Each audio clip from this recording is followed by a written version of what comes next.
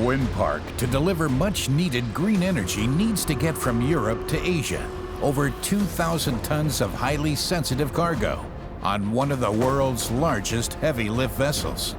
To transport the entire cargo, the crew will have to construct an additional level in the middle of the deck.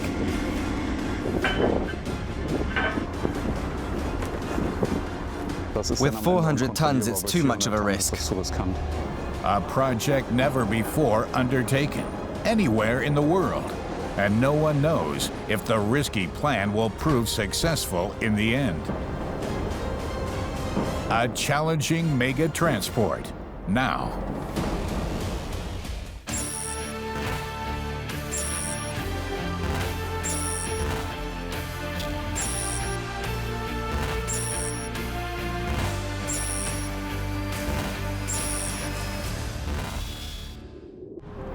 Cuxhaven in the north of Germany, our starting point for this wind park transport.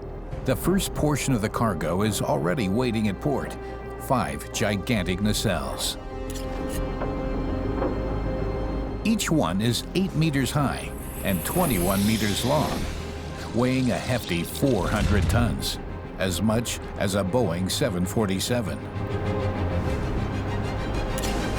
To transport the nacelles to Asia, they need the services of none other than the Anna Sophie, one of the largest heavy-lift vessels in the world.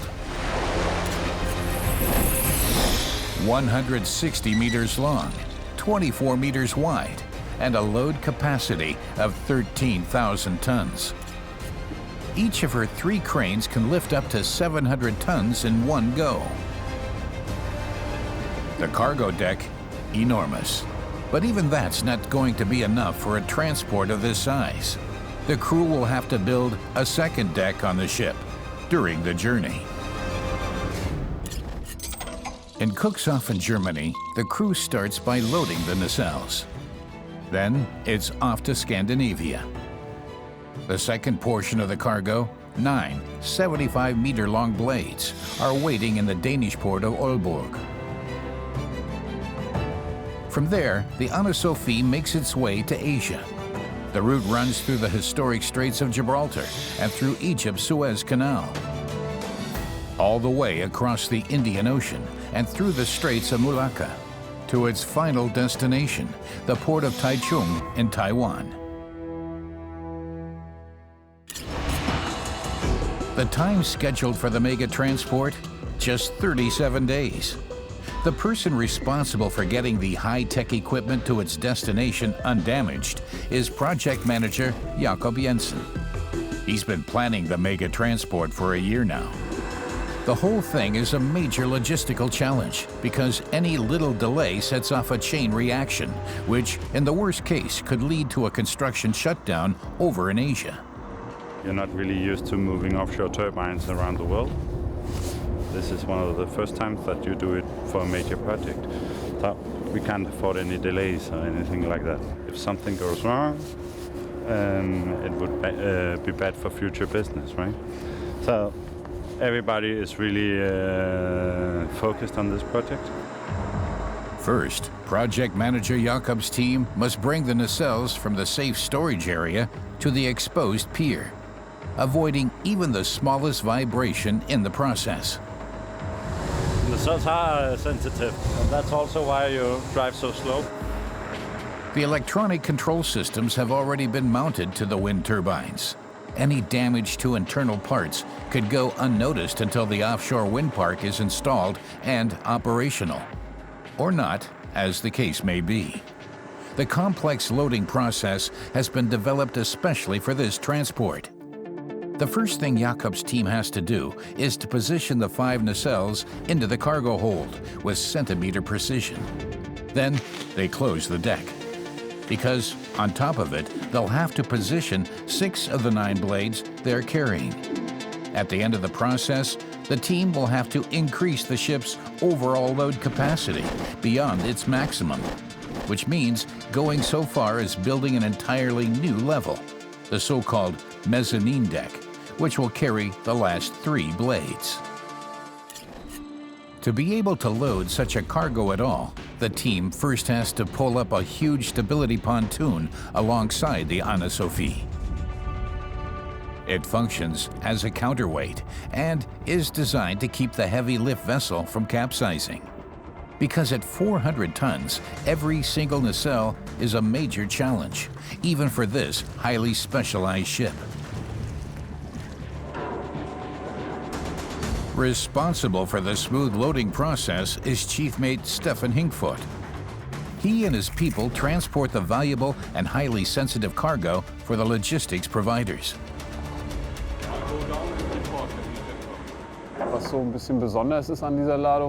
The thing that's so special about this cargo is that it's not just a big hunk of iron, but rather a piece of high-tech equipment. We have to be extremely careful with it. Stefan's crew now has to couple the stabilizing pontoon to the ship using a gigantic pin.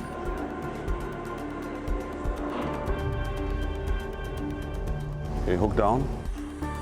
But from the driver's cab, the crane driver can't even see the guide. He has to rely totally on directions from Stefan and his team.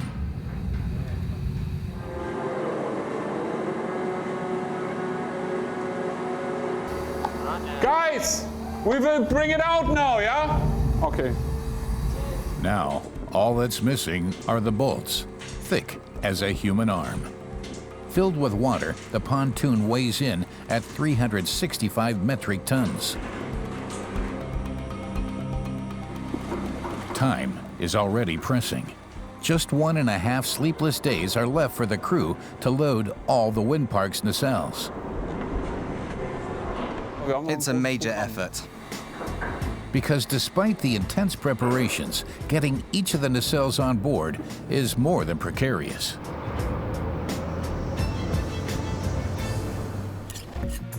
The pontoon offers some basic stability, but turning a crane carrying a 400-ton nacelle makes the load shift in a big way.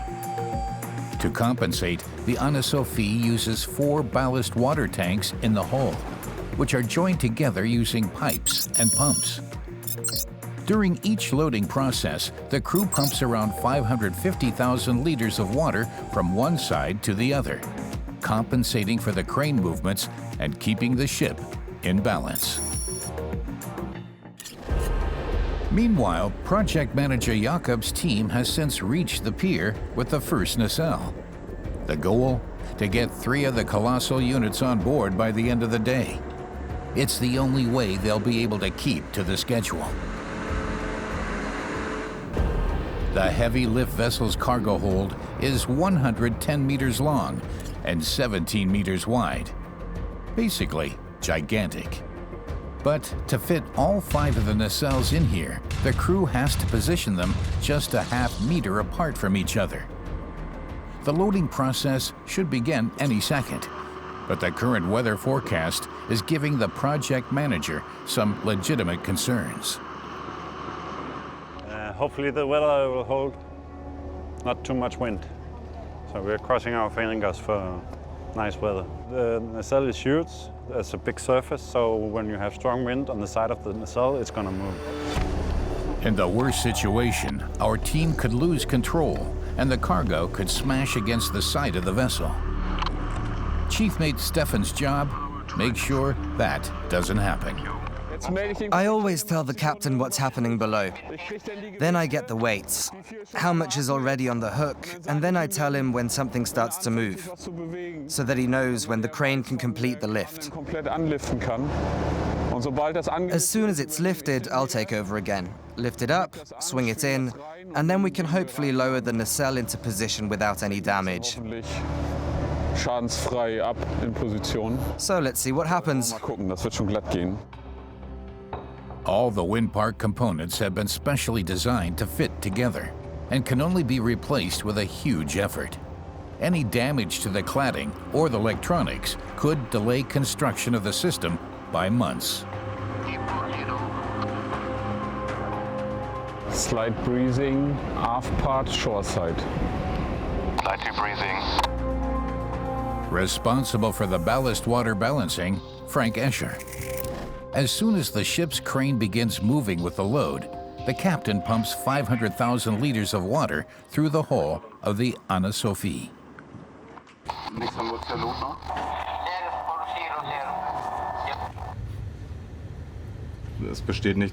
There is no risk of the ship tipping over when we make the lift. But if the list is changed and the crane is no longer correctly aligned above the cargo, there's a risk that the cargo will swing away. Then you have to start counteracting quickly, because if the swinging increases, the effects on the ship increase, which means the ship begins to rock, and then also the cargo rocks more and more. Yet another risky point. The ships at port make waves, which set the Anna Sophie to rocking. To prevent this, there's a speed limit of 18 kilometers an hour during the loading process. Meanwhile, the full weight of the nacelle is being suspended by the crane.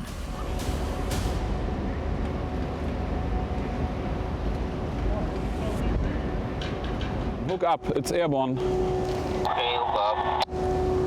Tobias, watch out with your steering ropes. Keep both tight, yeah? Using only simple ropes, the crew tries to keep the nacelle from rotating.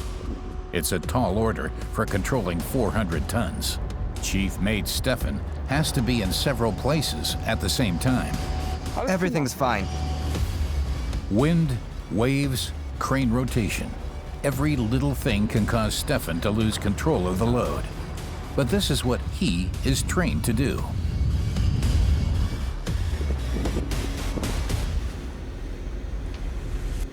And later on, half meter to go to port side.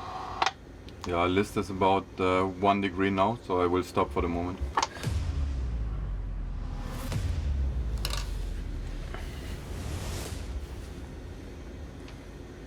The nacelle has swung over so far that we can lower it now.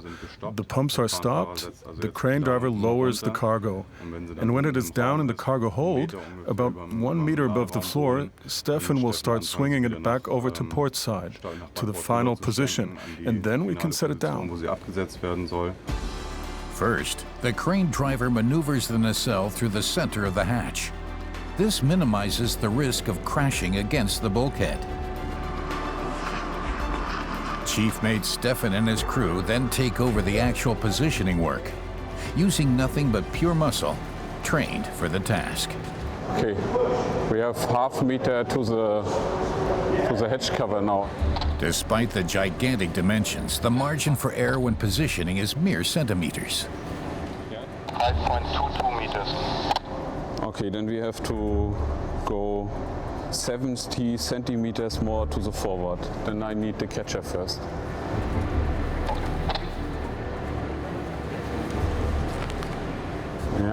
This nacelle here is the one that determines the position of all the others. If I'm very generous here now with the space to the front, then we might not have enough space for the other 4 in the end. That's why we have to be very precise. Otherwise, the worst-case scenario is everything out again. Now we're getting closer. And just 2 hours later, the first nacelle is in position. Mate 20 now. All good. The workers immediately begin to secure the cargo. With 22 so-called stoppers, metal plates welded to the floor. And then, flashing wires made of steel. On the high seas, and with waves 10 meters high, the nacelles are not allowed to shift even 1 centimeter. Technicians also rush to connect the nacelle to a power supply. The rotor heads need to rotate during the entire crossing. Otherwise, the rocking motion of the ship could cause their highly sensitive custom machine bearings to loosen and break, damage that would cost millions.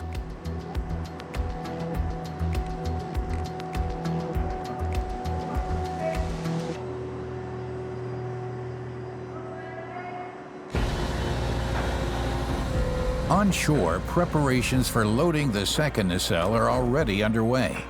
But the wind is clearly kicking up. Waves are rising higher. It's risky business for the mega transport.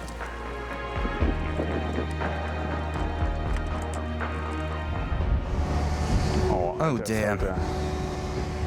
That's really cutting in here, not just vibrating, but cutting.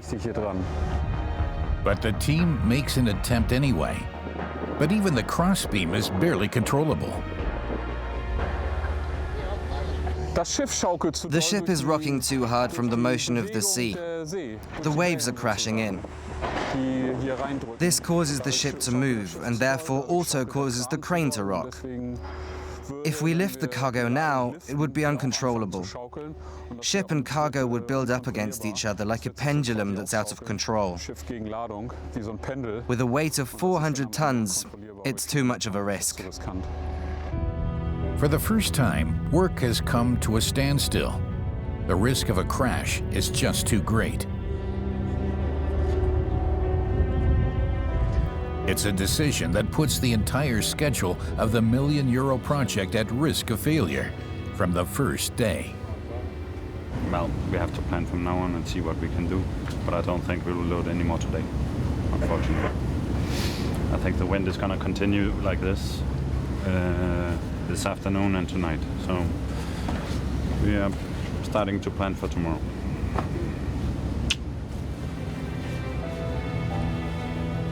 It's such a desperate situation that all project manager Jakob and his team can do is hope.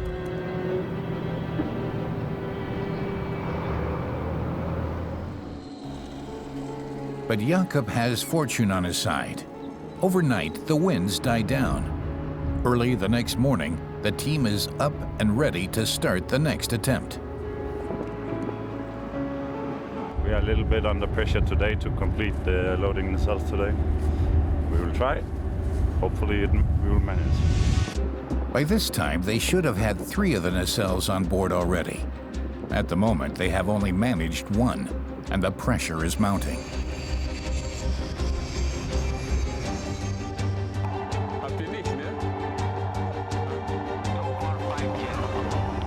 Frank to Stefan. Yes, the lifting tool looks good now. We can start. 5-0 on the hook already. Ready to lift, 50 on the hook.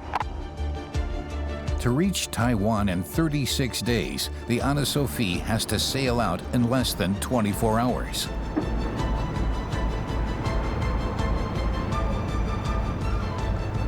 For the moment, the twin threat of wind and wave remains stable.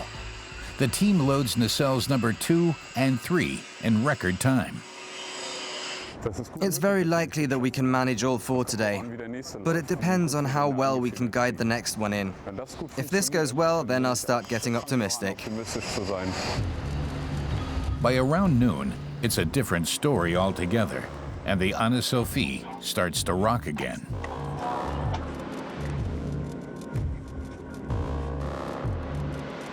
The wind is at 20 knots. Wind force 5, but the team decides to carry on anyway.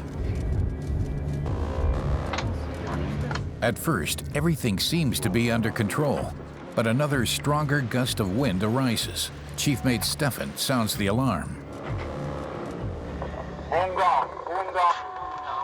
Boom down, maintain height. Frank, it won't work. Okay, then set it back down.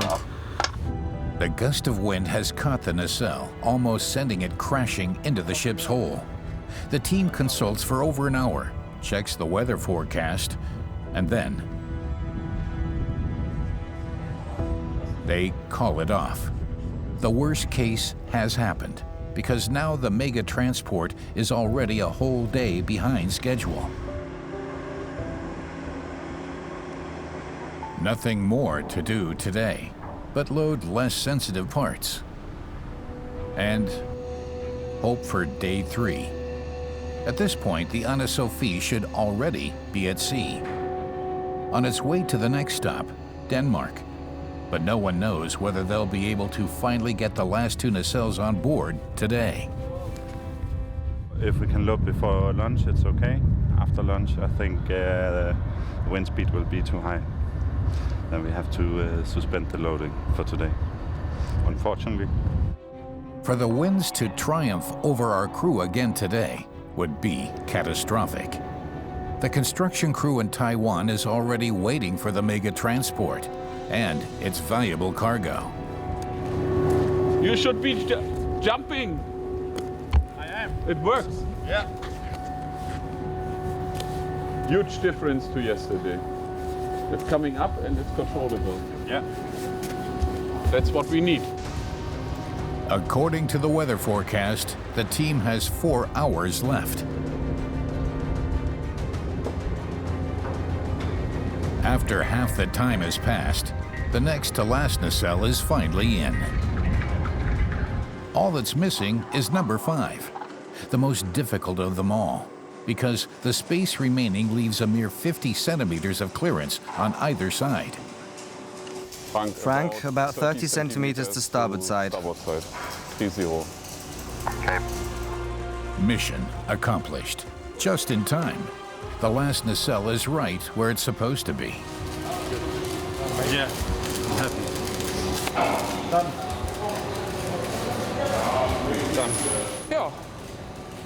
That was easy. Absolutely perfect conditions. Couldn't have gone better. Even if it ended up being a day later than planned. And the team has yet to face its greatest challenge at the next stop in Denmark. There, they will not only have to load 9 blades, but also build a second floor on the ship, the so-called mezzanine deck. Captain Frank checks the route. He still wants to cast off today.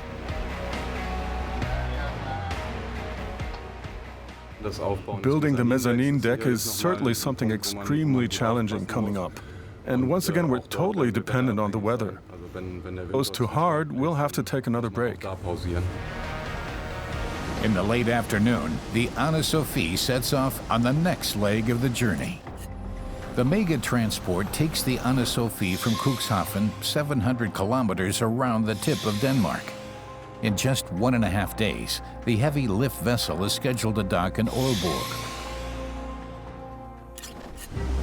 With a cargo in its belly that weighs as much as 4 Airbus A380s, the mega transport draws closer to its destination without major issues and at its highest speed, 20 knots. That's the equivalent of 37 kilometers per hour. Awaiting it there are 9 giant fiberglass reinforced blades, some of the largest in the world. Each of them is 75 meters long and weighing 25 tons. Day 5 of 37 for the mega transport. Despite optimum conditions, the Anna Sophie has not managed to make up the time lost in harbor. In order to make time and catch up, the crew starts to prepare the next step immediately after docking, the construction of the critical mezzanine deck. The improvised structure will soon have to carry 75 tons over high and often wild seas. The first step is stacking containers 2 by 2 on both ends of the ship. These form the load-bearing walls of the mezzanine deck. Between the container stacks, the crew places 6 of the 9 blades. Only after they have finished can they build the floor of the special deck. For this, they place reinforced steel segments across the container stacks. The segments have to carry the remaining 3 blades.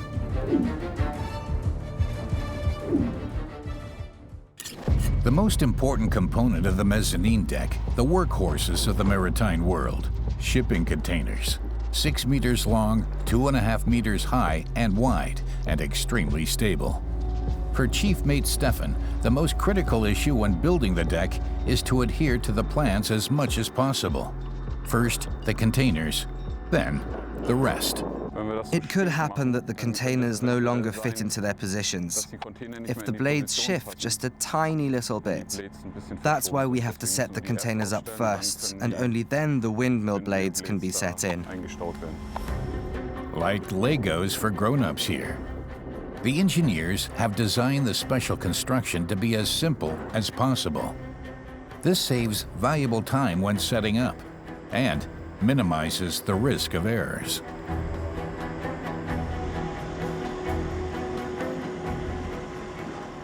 You hold tight, you hold tight. The mezzanine deck has been custom designed for this very mega transport. And as with anything custom built, there is no playbook of experience. The crew has to trust each other and the plans of the engineers.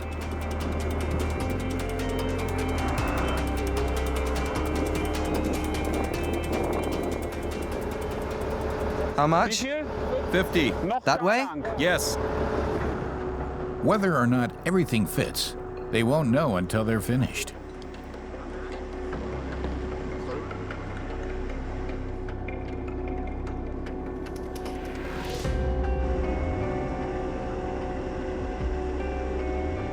Everything is going according to plan for now.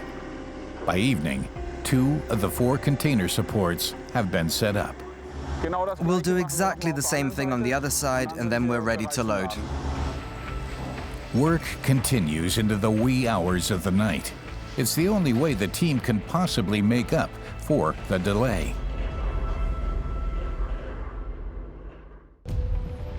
Day 6 of the mega transport. Shortly after dawn, the port crew is already moving the first blade toward the ship, using a special transporter, and with the greatest care possible. Even a slight bump is an almost 100% guarantee of a total loss. Trying to repair a blade that has been cast as a single piece? Impossible.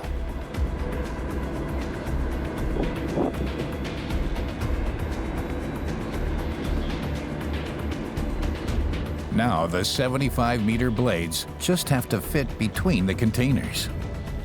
Our trusted project manager Jakob conducts the final check. We need to be careful that the distance between the blades are right. If we get too close, there's a chance that the blades can hit each other during the sea voyage. So we want to make sure that we have the right distance. Both team leaders need additional support for the elaborate loading process from the on-site port crew.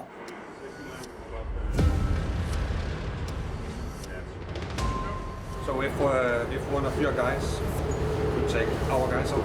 Yeah, one by one, no? Yeah.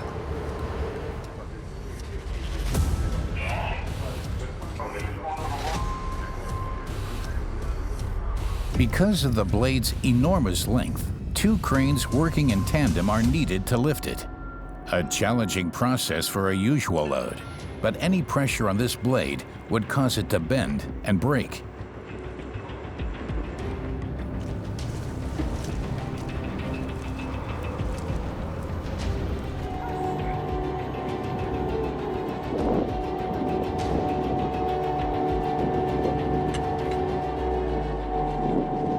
First blade will be placed on seaside at the aft. And reason for that is we don't want to lift blades over each other. Well, it's all about risks. So if something goes wrong, we don't land on another blade. So we only damage one blade. But of course, nothing will go wrong.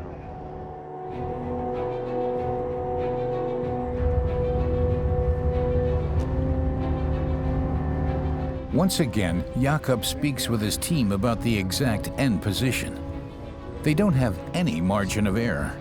Just a couple of centimeters too far to the left or right, and the last blade won't fit into the space.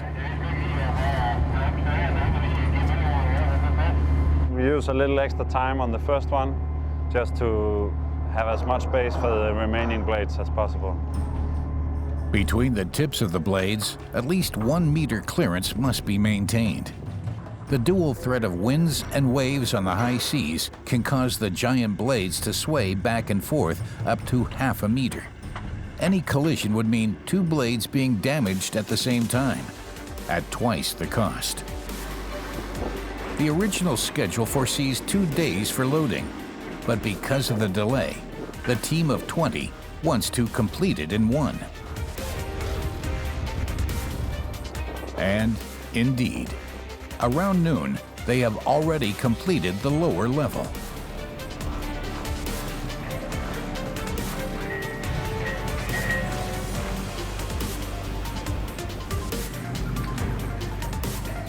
But then, the next bad news.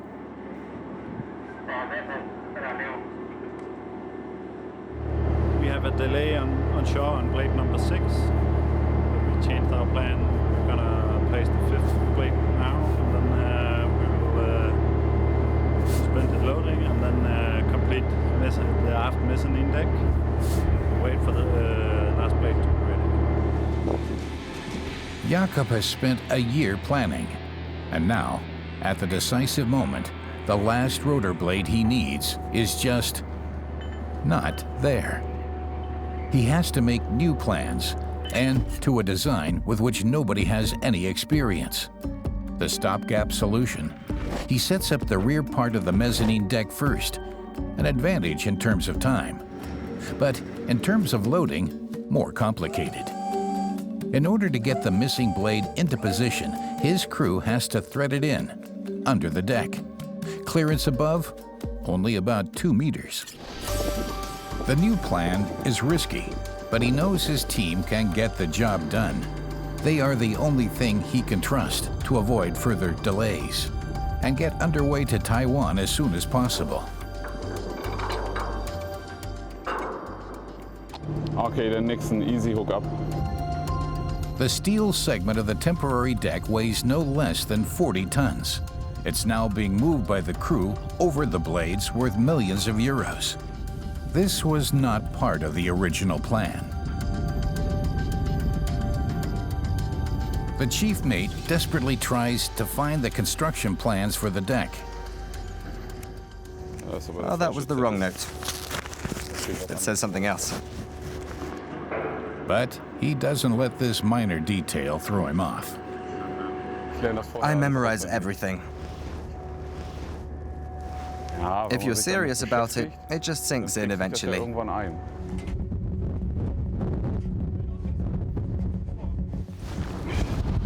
Now we have to go up to reposition it. Only if precisely positioned in the center, with an optimal distribution of weight, will the 10-meter-high special structure be able to withstand the stresses, which now means just making sure everything is welded in the best possible way. Meanwhile, preparations are already underway on the rest of the ship for the next stage of the mega transport, the 20,000-kilometer crossing from Denmark to Taiwan. For the crew in the engine room, this means a thorough check of the ship's engine.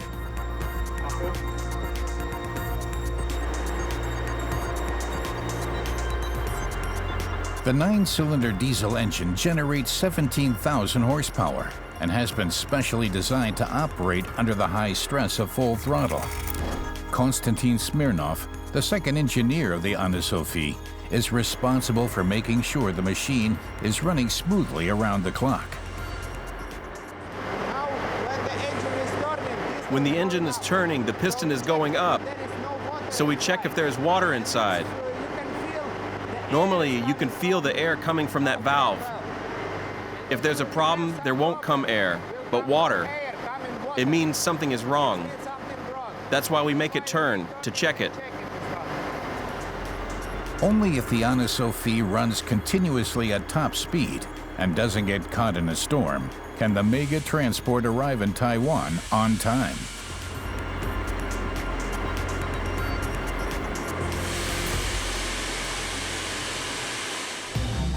Then, with a delay of several hours, it finally arrives at the pier, the 6th blade.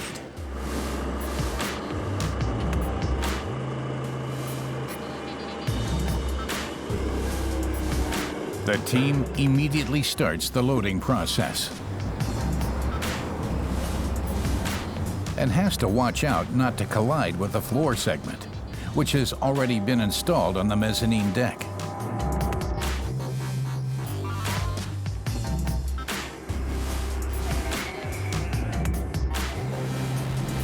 Success.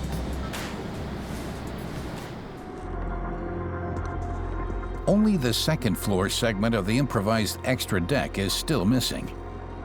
Okay, stop. If there were a crash, the 40 tons of concrete slab would simply shatter the delicate blades. Just make what you can and then you can start swinging to your right.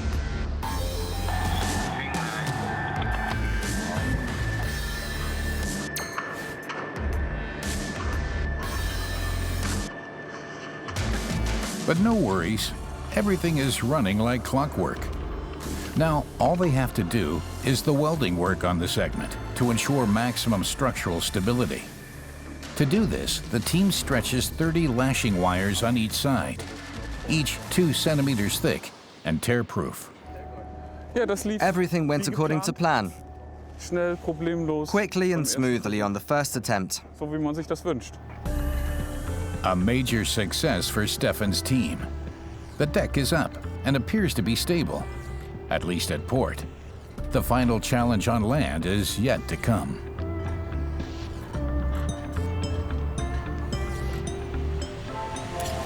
Placing 3 more 75-meter blades on top of the mezzanine deck.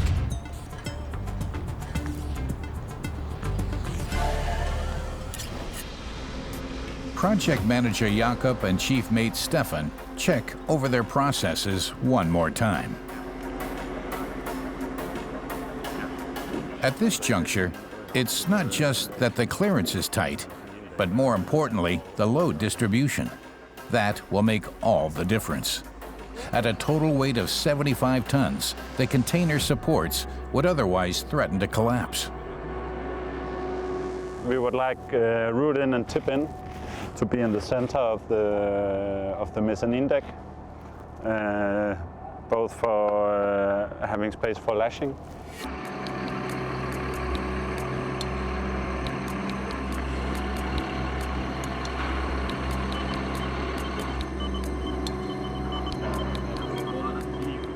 Looks good. At least here in the calm waters of the port, the construction seems to be holding.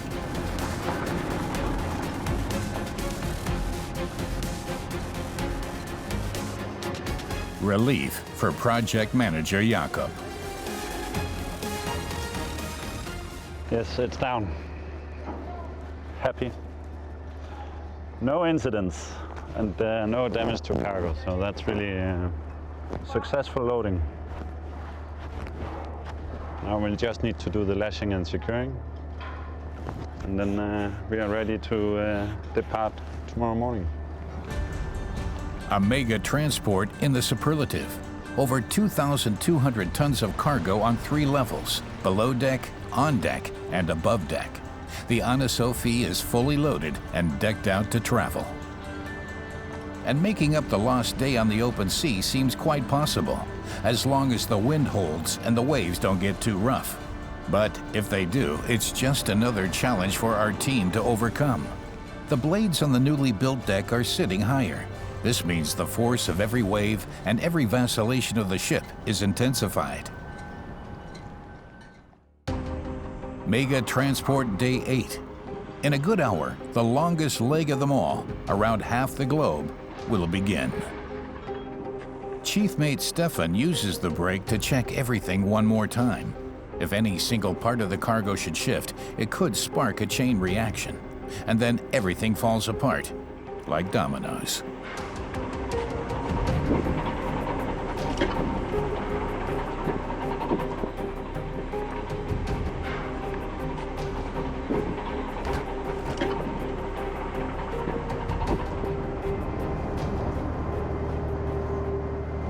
I'm satisfied that the cargo is now secured. We have a few minor details to take care of, but we've still got 1 hour before the pilot arrives.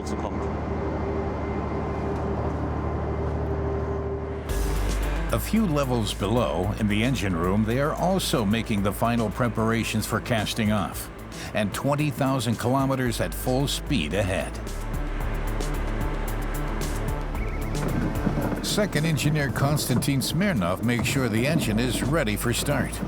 Around 15 minutes, then it's warmed up and all systems are go.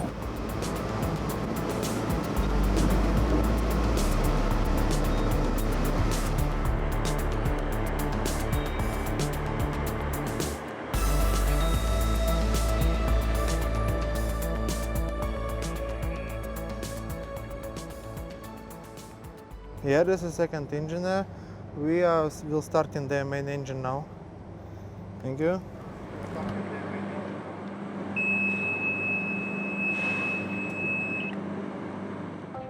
In a few minutes, the Anna Sophie can cast off.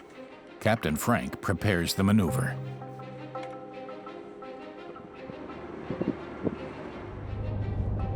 Tobias, the green line will go under deck. Yes, okay. Lines on deck up station. All lines on deck. After a total of 8 days, 2 complex loading processes, and more than 1,000 working hours, this wind park embarks on its last and longest journey of all.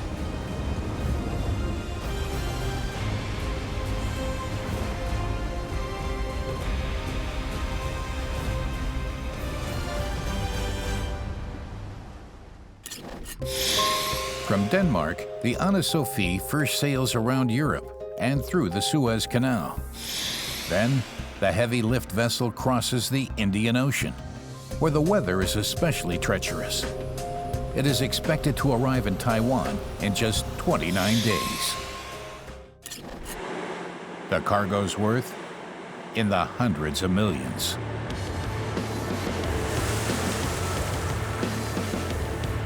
Captain Frank's greatest challenge? A balancing act involving route, time pressure, and weather conditions on the high seas. The weather program gives me an overview of the expected wind forces and the expected wave heights. But for now, it looks pretty good. Chief Mate Stefan makes his way to the cargo hold. Every 6 hours, day or night, he and his team have to check whether the nacelles are still turning. If there is any technical defect, the Anna Sophie has to stop immediately, get to the next port, and fly in a team of specialists to potentially rescue the cargo, if they can.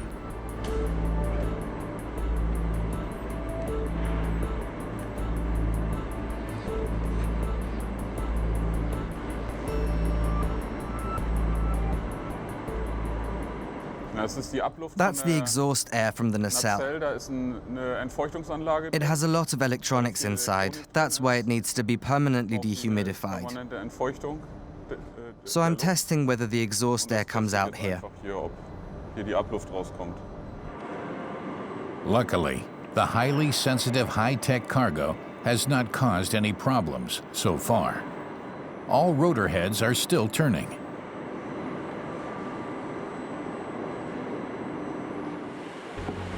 And the weather is still playing along. The Anna Sophie can cross the world's oceans almost continuously at its top speed of 20 knots. That's 37 kilometers an hour.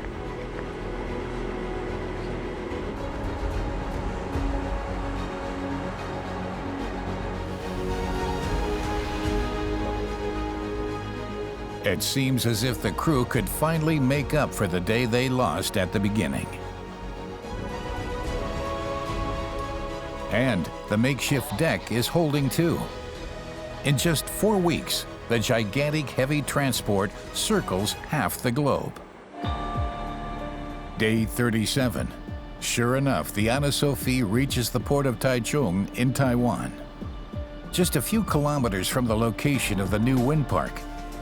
All that remains to be seen is whether any part of the cargo was actually damaged along the way.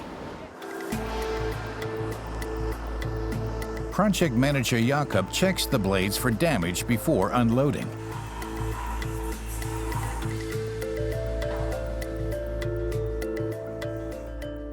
A lot of things that can happen. So we're just checking if something happened and nobody noticed.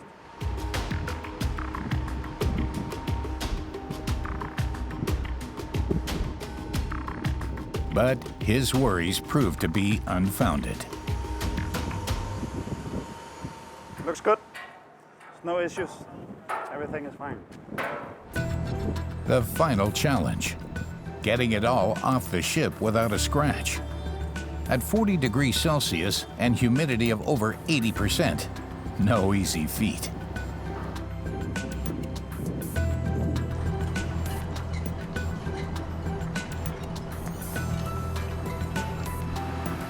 The transport vehicle, what they call a self-propelled modular transporter, is waiting at the pier. The person responsible for getting the mega transport across these very last meters is Thomas Bjerk. Maneuvering the 75-meter-long blades is a major challenge. Yeah, now we try not to drive the tip end of the blade into the ship because it's overhanging the SPMT with 15 meters. We don't want that. Any crash in the final stretch would be a complete catastrophe.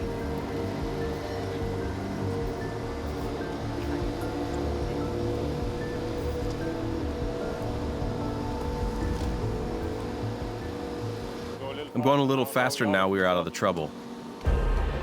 At 5 kilometers an hour, first the blades and then the nacelles make their way to their temporary home.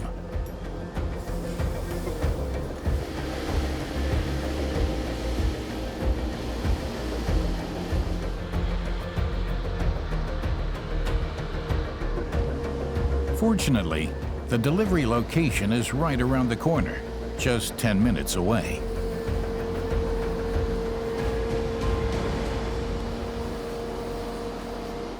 Now we are done. The cranes will do the rest of the work now. These windmills will soon be the basis for the brand new offshore wind park on the coast of Taiwan.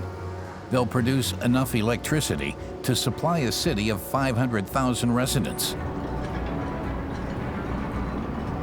Our project manager, Jakob, is more than just satisfied.